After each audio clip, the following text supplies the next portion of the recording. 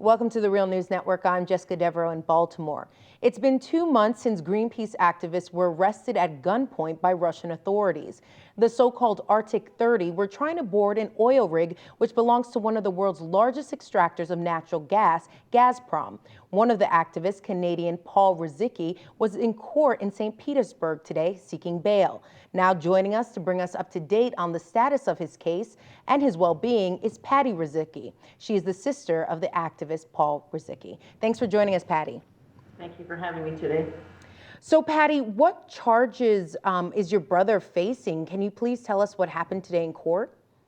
Well, today in court, to the delight of our family and our entire Greenpeace family, Paul's bail was granted. We were quite worried yesterday when one of the first detainees was denied bail, and that was followed by 3 of the Russian crew members who were all granted bail. So this morning, starting at 3 o'clock in the morning, the family was on the computers watching the live feed from Russia as the detainees were brought to the courtroom, and one by one, as the charges or as the bail was requested, the bail was actually granted today. So the family is feeling quite elated, but we also know that this is just the first step in a very long process. There might be bail, but bail will have conditions on it. Pattis, I mean, some might see this story and say that the Greenpeace activists knew that they were getting themselves into a lot of trouble by trying to board the private property of Gazprom, and that they were basically putting themselves in danger. What would you say to those people that see your brother's case like that? Well, what I have been saying throughout this whole campaign is, without organizations like Greenpeace and individuals like Paul, we have no one to bear witness for the rest of the planet and tell the story of what's going on.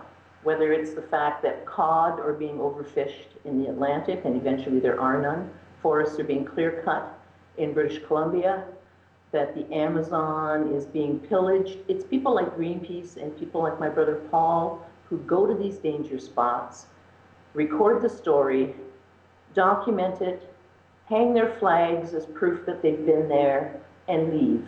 And the incident in Russia really was no different. Paul and the crew have been there many times. They've been well received on many of their trips to Russia. In fact, on Paul's one trip to Vladivostok, the locals came out, were so thrilled to see Greenpeace in their community that they gave him a motorcycle and said, while you're docked here for a couple days, be our guest, go and explore the countryside. We love you, we're glad that you're here. Recently, Russian authorities boarded the Greenpeace vessel to inspect it and came away knowing that there are no weapons ever on these boats. So people that think they were putting themselves in harm's way, the might of Russia came down on them this time, and this is something that's never happened in Paul's 25 years. He's been detained in countries all over the planet for actions that he's taken.